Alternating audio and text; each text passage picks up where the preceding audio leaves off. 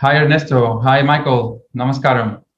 Namaskar. The first question today says, Michael, I've heard you say there is no way for us to know where we are on the spiritual path according to our level of maturity, nor there is any need to find out. On a mundane level, one can be aware of its progress in any worldly endeavor, giving up smoking, learning to play an instrument, etc. Is this an act of grace to keep our curiosity away from taking interest on this, just like we are veiled to our past lives in order for us to not fall into despair if we knew what we did in the past? We could say that, but it's not even, I wouldn't say it's a deliberate veiling. It's just we have an inability to know where we stand on the spiritual path. But we need not know either. What we need to know, are we going in the right direction or not? It is very clear from what Bhagavan has taught us, what is the right direction? Going back towards ourselves, turning our attention towards ourselves. The more we turn our attention towards ourselves, the more we are progressing on this path. That's all we need to know. If we start thinking, it's another 10 minutes to go, or another 10 years to go, or another 10 lifetimes to go, or another 10,000 lifetimes to go, we are thinking about something other than ourselves. Our aim should be to attend only to ourselves. So all ideas about near and far, whether we're making fast progress or slow progress, all these are all things other than ourselves. We are wasting our time. That is, we're thinking about these things. We are wasting our time thinking about things other than ourselves. The truth is, we are already that. So, of course, having risen as ego, we don't experience ourselves as that, because we now experience ourselves as I am Carlos, or I am Ernesto, I am Michael. That is, there's this limited, we have limited ourselves as this person that we now seem to be, so we're not aware of ourselves as we actually are. That is, we as ego are not aware of ourselves as we actually are. But what we actually are is always aware of itself as it actually is. So in order for us to be aware of ourselves as we actually are, all we need to do is to turn our attention within.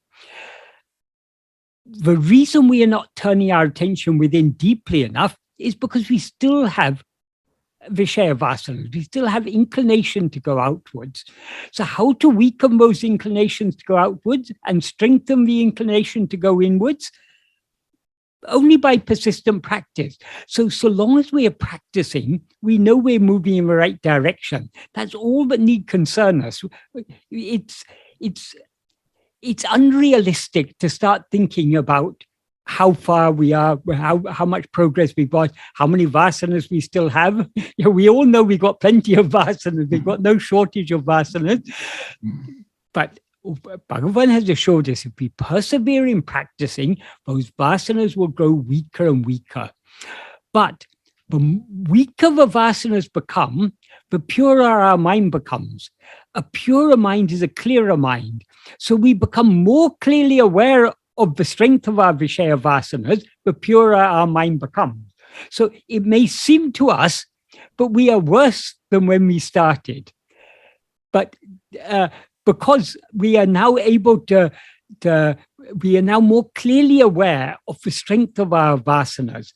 But we just need not think of these things.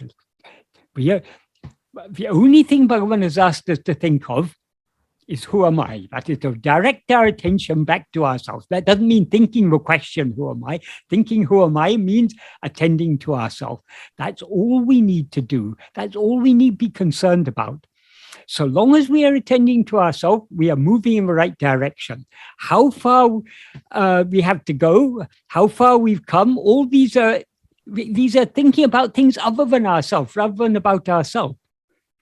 So I wouldn't exactly say that this is like not remembering past lives. Yes, that's indeed a great blessing, because if we could remember all the bad things we've done in past lives, we'd be horrified. So it is good to have forgotten all our past actions. Now we are experiencing the fruit of our past actions. We need not know which actions bore these fruit that we are now experiencing. All these need not concern us. We need not even be concerned about the fruit that we are now experiencing, because those fruit are anya, there's something other than ourselves.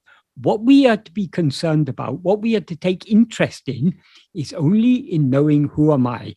Not who will I be in the future, but who am I here and now. Yes, because, for example, no, there is no sense in think about the fruit of our actual actions, because we don't see in this life, no? We don't see in this life. And moreover, once we've done an action, the fruit is out of our hands. If you've shot an arrow, once you've shot the arrow from a bow, you no longer have any control over it, whether it hits its target or hits someone else or hits whatever. We don't know. We can restrain, we can avoid doing action by avoiding being swayed by our vasanas. But as soon as we've done any action, the fruit is out of our hands. That is why Bhagavan says karma giving fruit is according to the ordainment or the allotment of God. God is the one who chooses what fruit should be experienced, what fruit is appropriate for each karma, and when and where and how it should be experienced. So we should not be concerned about the fruits of actions at all. What we need to be concerned about, what is it that causes us to do actions but bear fruit? It is the seeds. What are the seeds? The seeds are Vishaya vasanas. So it's the seeds we need to deal with by not allowing ourselves to be swayed by those vasanas. It's absolutely an inner job, no? All the time. Yeah, it is. It's entirely inward job.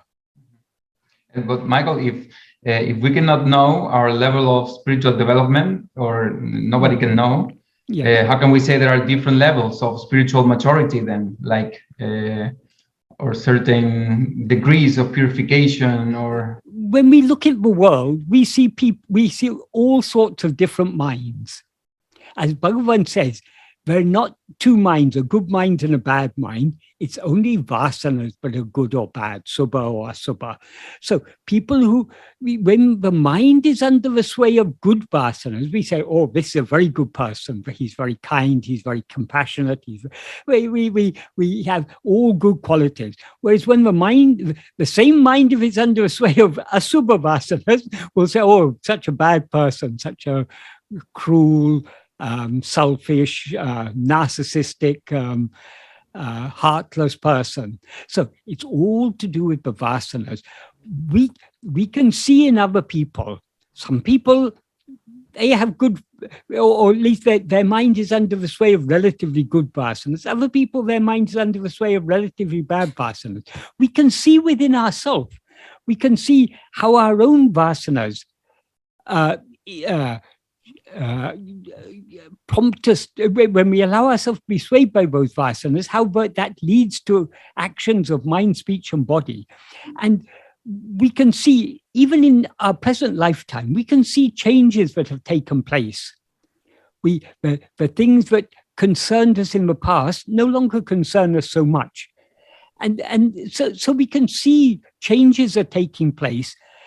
And if we understand Bhagavan's teachings correctly, we understand how this practice of self-attentiveness is inevitably weakening the vasanas, because to the extent that we are self-attentive, we are thereby not allowing ourselves to be swayed by whatever vasanas, Vishaya vasanas may be arising. And the more we refrain from being swayed by them, the weaker they become. So we can see changes taking place. We cannot measure it. One thing that you said in our last meeting of Yo Soy Tu Mismo, I remember that it was very clarifying was that we've had vasanas in the past that we no longer have currently, for example. But that's only because to weaken our vasana, you have to nourish another vasana. So there is a change in the where your attention goes. But the self-attention is the weakening of all vasanas, because it's the weakening of all Vishaya vasanas, the strengthening of the Sat vasana. Right. Yeah. So putting it that way was very, very clear. Yes. Mm-hmm. I mean, even ordinary people, they should be able to see this in their life. That is, we all have to make choices.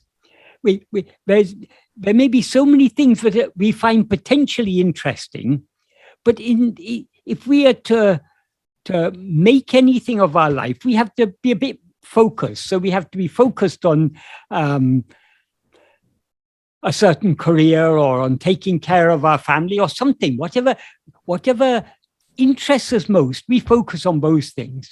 So the vasanas associated with that interest, they get strengthened, and other vasanas get weakened. In the past, for example, we may have been very interested in sports or something, but because of other preoccupations in our life, we've slowly lost interest in those sports, but in the past may have interested us. So we will all find examples of things that in the past we found very interesting. Now those things have lost their interest. Why? Because we've been focusing our interest on other things. So whatever we focus our interest on, those vasanas get strengthened and other vasanas get weakened. And there is no room in this, of course, on this path, because on a mundane level, as the question says, I mean, if you are trying to give up smoking, for example, it's if you've been you haven't had a cigarette in 2 months, that can help you. It can encourage you to keep. But here, the person who is aware of being aware that. Yes. I mean, the subject is the point. It's not. Yes, but even in worldly undertakings, supposing you're a habitual smoker, and you decide you want to give up, so you give up and you avoid for maybe 2, 3, 4, 5, 6 months. Then something particularly stressful happens in your life. You may, out of desperation, take a cigarette just to calm yourself down. So sometimes we think we are making more progress than we are actually making. we can see this very much in the spiritual path. We sometimes seem to have overcome certain weaknesses or certain habits, but then suddenly those things come up to the surface of our mind. Things that we thought we had overcome again come back. So we really shouldn't be. That is, who is making progress? It is the mind or ego that is making progress. We are not this ego. We are trying to find out what we actually are. So we're trying to detach ourselves from ego. How do we detach ourselves from ego? By holding on. Ego is nothing but the adjunct mixed awareness, I am this body. If we hold on to I am, the adjuncts, because we lose interest in the adjuncts slip off and I am alone remains. This is how we separate ourselves from ego, by holding on to the one element in ego that is real. That is fundamental awareness, I am. The more we hold on to I am, the more the adjuncts and hence ego drops off. Sometimes I speak with Carlos and other friends, no? Yes. About when you can see the real purpose of the ego, of one tendency in you, what vasana, no? For example, in this case of a smoke, no? You can try to restrict, avoid, this compulsion. But when you have, in my view, two options, The first option is try to see very clear the absolutely sin sentido, in sense, the nonsense. The absolutely pointlessness of the purpose of your vasana. To try to be happy, or between a wrong way, no? Yes, yes. And this is very very slow way, no? Yes, yes, yes. No? It's very more direct, no? When you attend yourself, yes, as I am, no? Yes, absolutely, absolutely. But since our attention often comes outwards, remembering the emptiness of all these things, the futility of trying to find happiness in things other than ourselves, reminding ourselves that can encourage us to go back within. So the discrimination between between what is eternal and ephemeral, what is real and what is unreal, and so on, this is very useful when our mind is. When we yield to the vasanas and allow our mind outwards, then this type of thinking about the transience of all this, and the real happiness doesn't lie in these things. The happiness that we're seeking doesn't lie outside; it lies within ourselves. So this type of thinking is a support, but the key is turning our attention within. If we turn our attention within, then nothing else is necessary. And both ways need itself one to another, no? Yes. Because for make a very very clear discrimination, no, to avoid follow the wrong way. I need the light of what we really are, no? Yes, absolutely. The more we turn our attention within, the more our mind is purified and clarified. The more the clarity that's shining within, the less our mind will be drawn to go outwards. So that is what starts off. The discrimination starts off at the surface level of the intellect.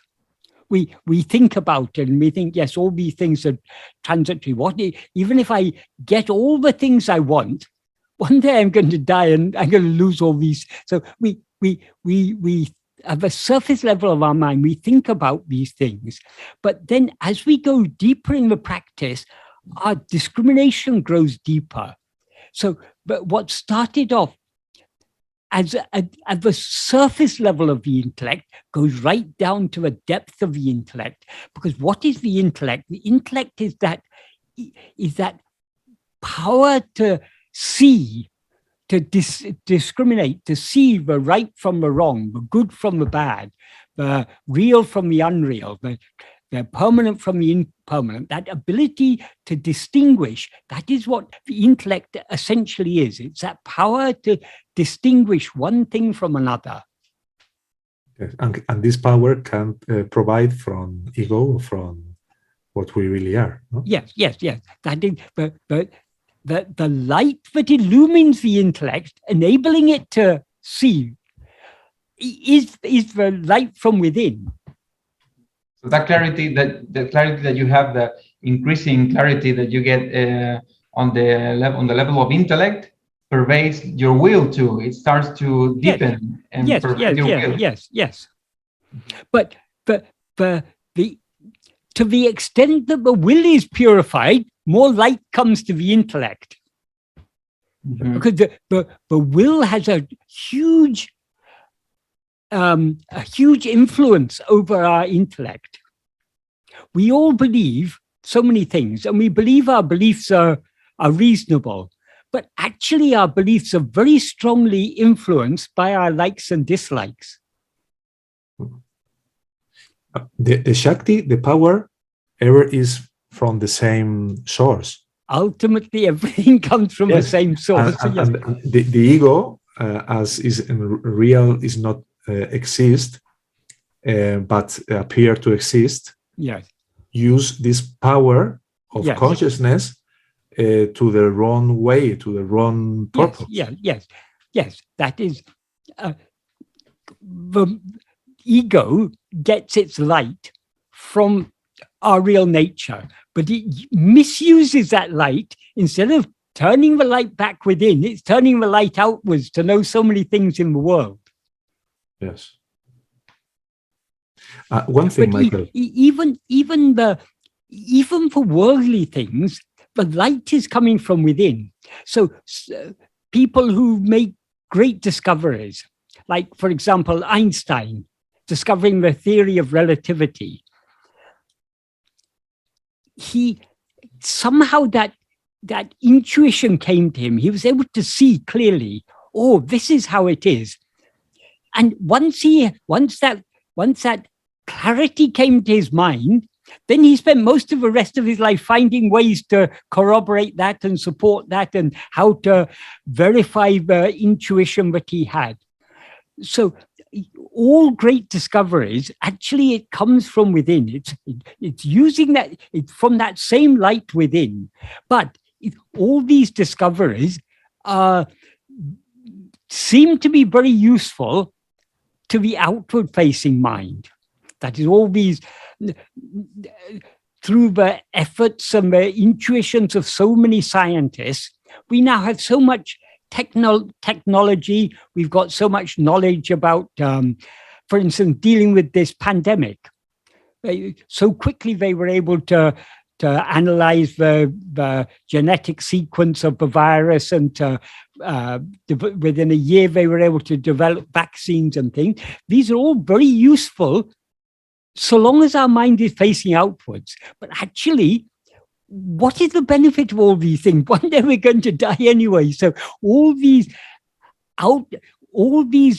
whatever amount of knowledge we gain about things other than ourselves are ultimately useless, because none of them can help us help us avoid death. They may put off death, or they may seem to put off death. Oh, because we've got all these medicines and vaccines, we now live longer and everything. Ultimately, actually, this is all according to Prarabdha. But it seems to us that because of our technology, we are able to live longer and everything. But however long we live, we're going to die one day. So all these are, if our mind has an inclination to turn within, the more we have an inclination to turn within, the more pointless all these things, outward things, will seem to be.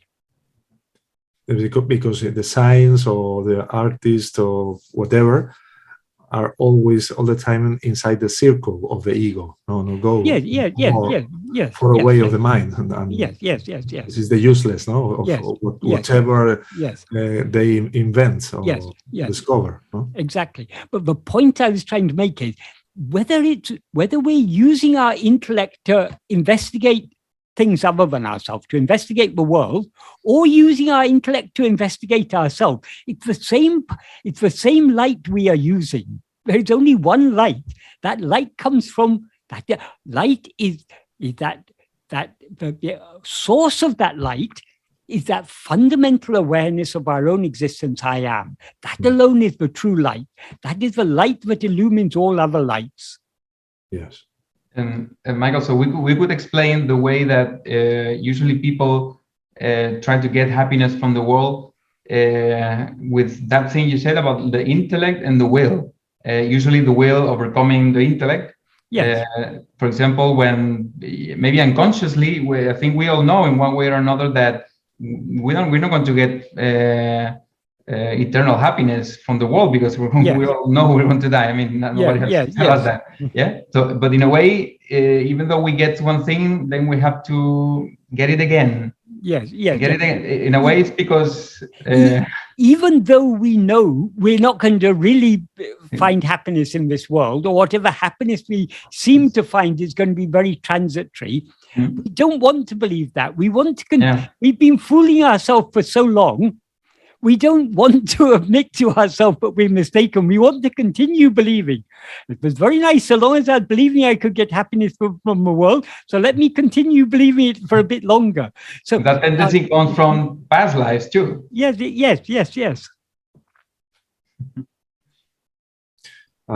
Michael, Carlos, I one thing that when we speak about what ego is, we usually say that a phantom, without form, appears between consciousness, I am, and the upadhis. No? Yes.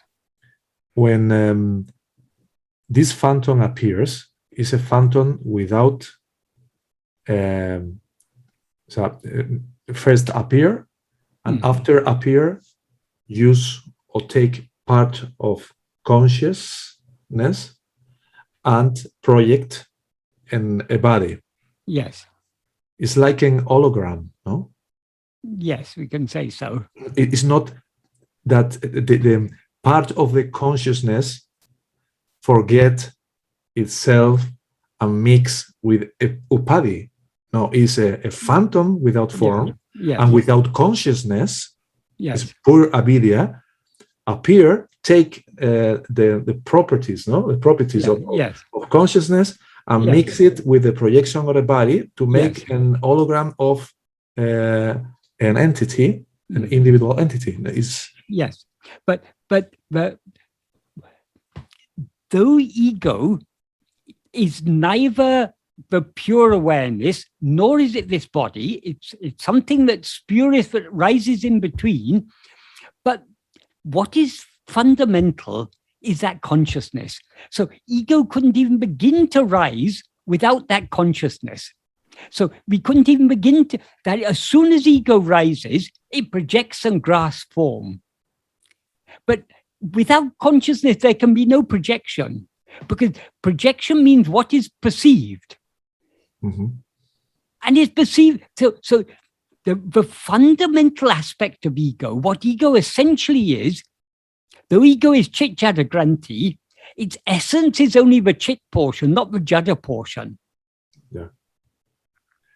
But sorry, Carlos, please go ahead. Like we usually say, the snake is the rope, or the rope is in the snake. Yes. The reality is the rope. It appears to be a snake. So the reality is chit. It appears to be jada. Yeah, without the rope, there is no snake. Yes, exactly. But there wouldn't be the otherwise, of course. Yes. The other way around. Yeah. Yeah, and one thing, Michael, about the vasanas, you were talking about vasanas before, the seeds or vasanas. When you say the seed, yes, the seeds they remain. I think I asked you this again one time, maybe, but I don't remember now. That the seeds remain like to us invisible until they come out.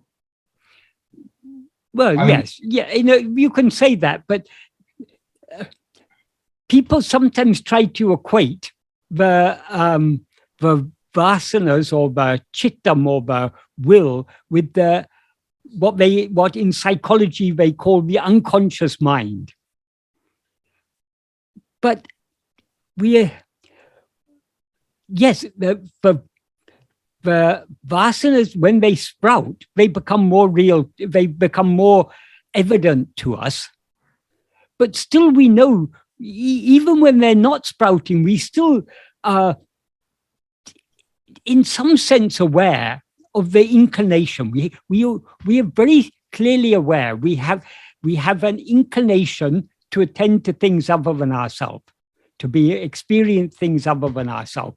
The particular form that inclination takes, whether it's an inclination to experience A or to experience B, doesn't really matter. Still, it's an inclination to experience something other than ourselves. So we are never, whenever we rise as ego, we are aware of our vasanas. We may not be aware of the particularities of the vasanas, which particular vasanas are there, but we are aware of vasanas in general. We have a general tendency a general inclination to attend to things other than ourselves. Right. I didn't want to equate that to the subconscious mind. That was my purpose. But I wanted to say that in the sense of that, maybe, as you said earlier, maybe after 10 years, one vasana can sprout all of a sudden. It was invisible to you, but then now it comes after some time. And when you least expect it, for example. And in this way, we can say, for example, yesterday one friend ask me, about how begins the vasanas to sprout. No?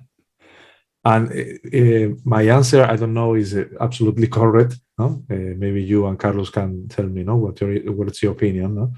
Is that if this is a dream, there is not a first vasana. Yeah. There is not a first creation of one vasana that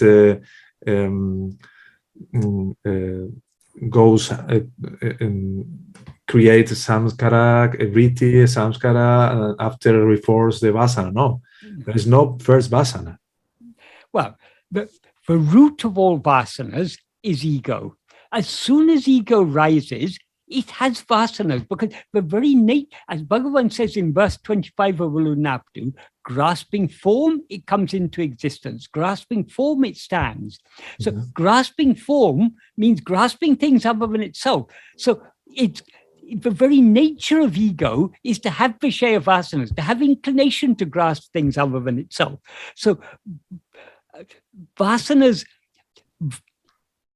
ego is not its vasanas. The vasanas are not ego, but it is the nature of ego to always have vasanas. Yes. And maybe we can say, inside of the illusion of levels of consciousness, from the more density of darkness, to the more purified mind of the bodhisattva, we can say that we begin as ego with all the vasanas in his very great manifestation, and conform we are going inside, life after life, these vasanas is going reduced. Yes.